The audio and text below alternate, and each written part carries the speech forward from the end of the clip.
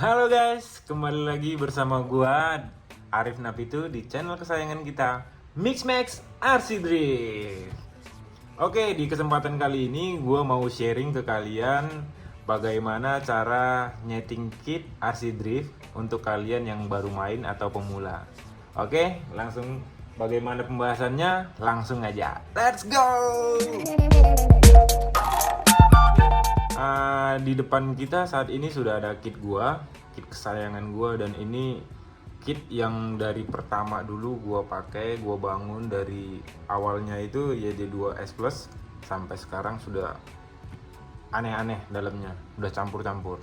Oke, kita buka sebentar.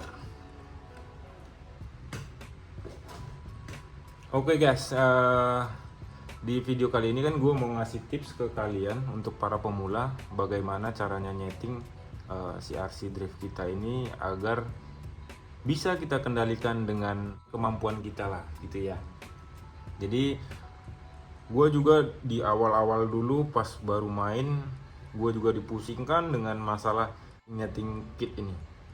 Jadi dulu pas gue main si kitnya itu sering lipet gitu, dan untuk kecepatannya juga gue selalu ditinggal gitu kan.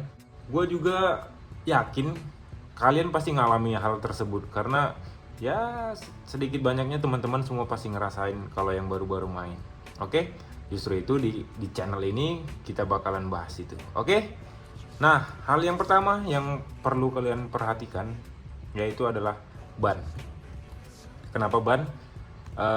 Jadi walaupun kita main RC Drift itu adalah over spin untuk bannya, tapi untuk grip itu pasti harus kita perhatikan, karena sewaktu kita drifting, grip itu harus sikit kita itu harus mendapatkan grip.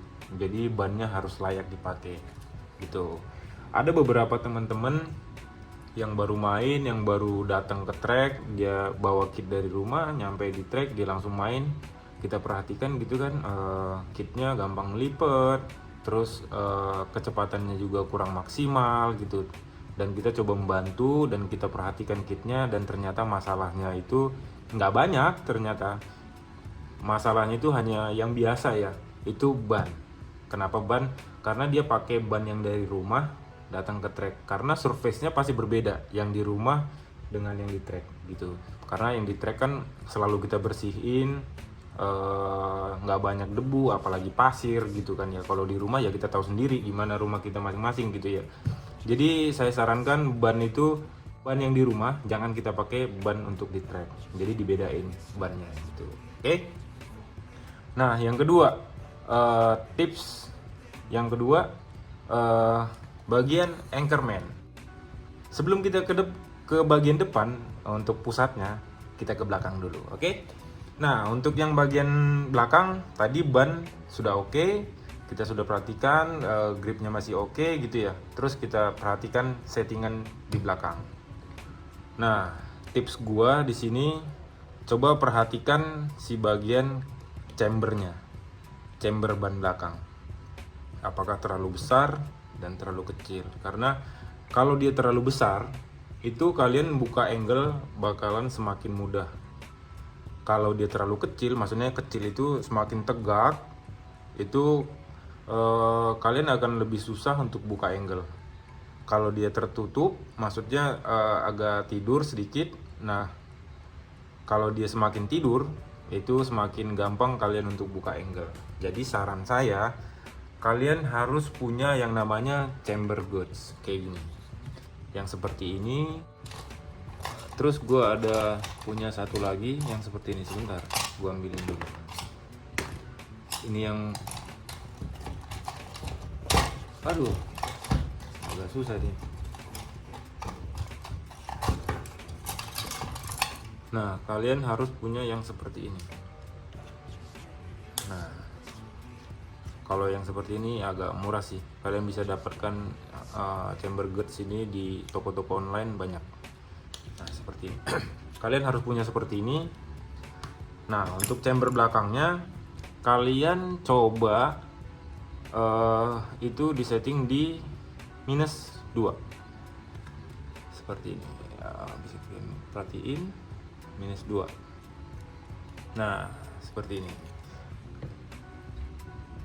rapatkan ke bagian belakang, dan yang bagian atasnya harus nyentuh bagian atas juga. Sebentar, kebetulan ini settingan belakang saya agak mencla-mencli, kita benerin, kita kasih 2.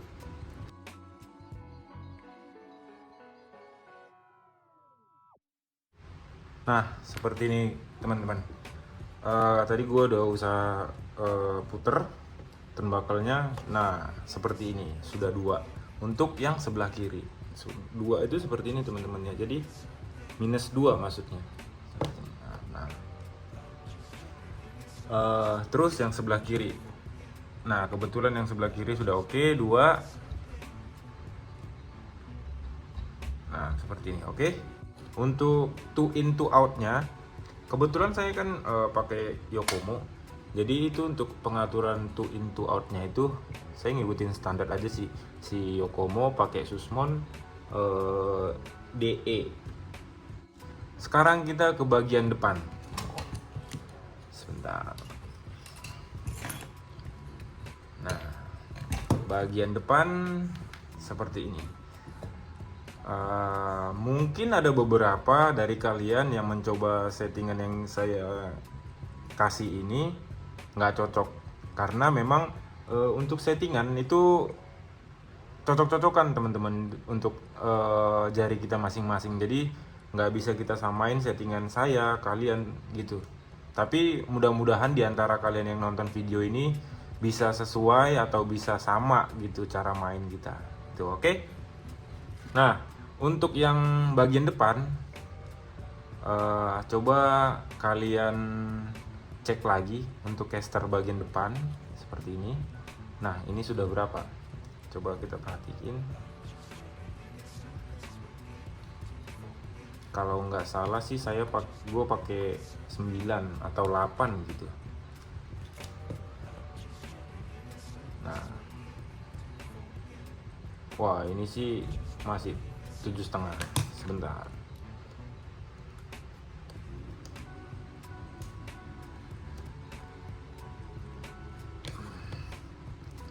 Nah untuk bagian chamber depan, coba kalian bikin chambernya itu adalah 8 gitu ya. Seperti ini. Oke, ini 8 sebelah kiri.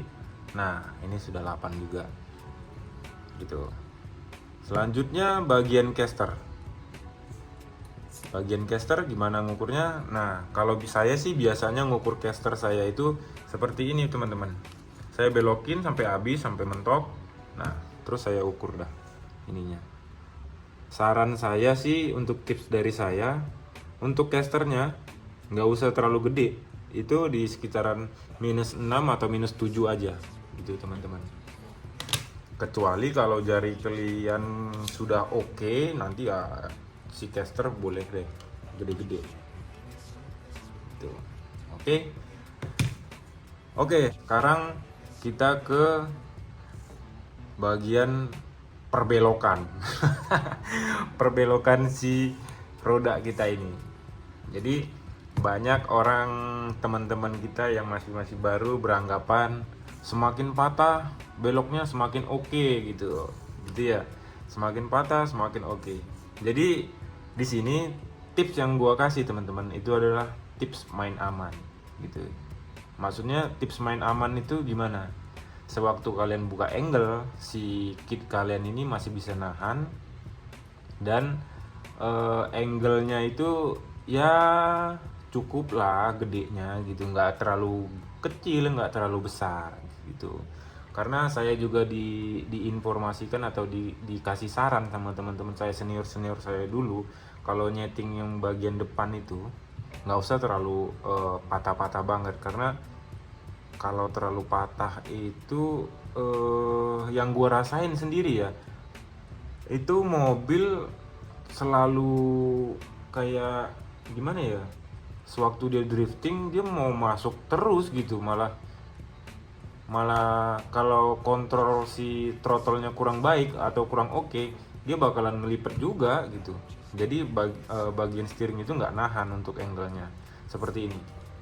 Nah, jadi tips dari saya itu untuk si belokannya, cukup kalian perhatiin si shock bagian depan, kalian sama sejajarkan aja gitu arah bannya, sep kayak gitu. Nah, untuk bagian sini juga seperti itu, karena waktu full locknya yang bagian si ban leader ini kalau bisa kita bilang ini ban leader, ini si chasernya teman-teman ya. Nah, ini seperti ini, kita sejajarkan aja dengan si shock arahnya. Nah ini, nah untuk full lock nanti yang sebelah leader ini, ban leader bakalan bisa nge full lock lebih lagi gitu, sama untuk yang sebelah kesini juga gitu. Kalian usahakan nggak usah terlalu patah-patah banget, jadi cukup seperti ini aja nih. Nah, saya yakin kalau kalian mengenal mobil kalian, maksudnya bisa mengontrol throttle-nya, ini bakalan nggak ngelipet teman-teman. Jadi mobil itu lebih anteng aja gitu, nggak gampang ngelipet, buka angle-nya enak gitu. Sewaktu kalian mau nutup angle juga gampang, sewaktu mau buka angle juga gampang gitu.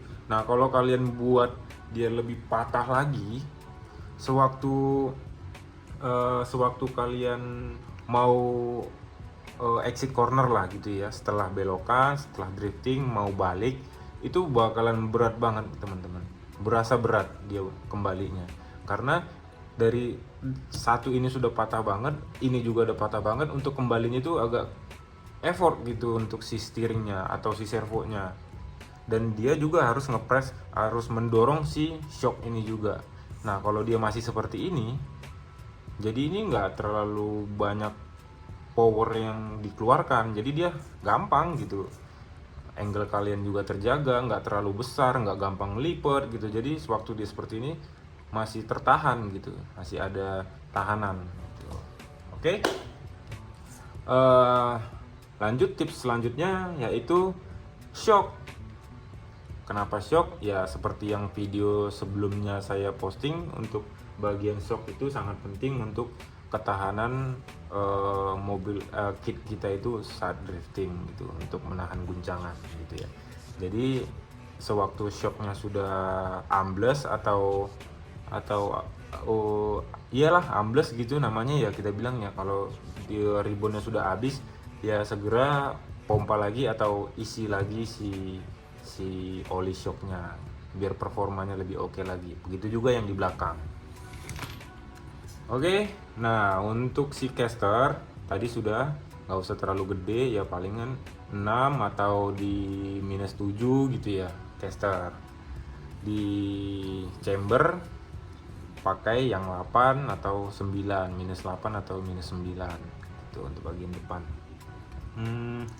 Terus apalagi ya tipsnya? Oh ya, si teman-teman perhatikan roda kalian ya, roda bagian depan nih, kalian usahain putar dulu seperti ini. Kalian usahakan roda kalian itu saat diputar itu lancar, nggak ada terhambat apa-apa gitu. Nah, sama juga seperti ini, ini harus lancar, jangan ada yang keset gitu. Nah, sewaktu diputar juga dia harus lancar, nggak ada yang tertahan gitu. Karena kalau ada yang tertahan sewaktu dia drifting, ada si ban mentok ke arm atau ke turnbuckle, itu bakalan membuat kit kalian ngelipet gitu. Atau si ban kena ke retainer shock, nah ini pasti ngelipet gitu. Jadi jalannya nggak lancar karena di bagian belakang mendorong gitu kan. Kalau ada yang terhambat di depan, itu bakalan ngelipat pasti teman-teman, percayalah. Gitu teman-teman ya, jadi perhatikan itu. Terus tips selanjutnya adalah bump steer.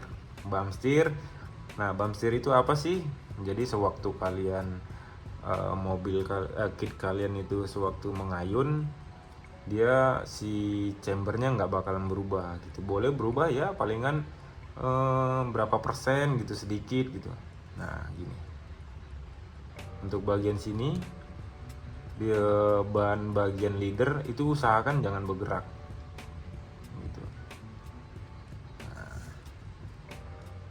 jangan bergerak posisinya, karena sewaktu kalian bermain throttle pas saat drifting, kalau dia ganti-ganti gini-gini bannya, nanti angle kalian pasti bakalan berubah, dan itu bisa mempengaruhi kecepatan, angle, ya semua berubah jadinya teman-teman. Jadi bawa kit kalian itu nggak bakalan enak gitu.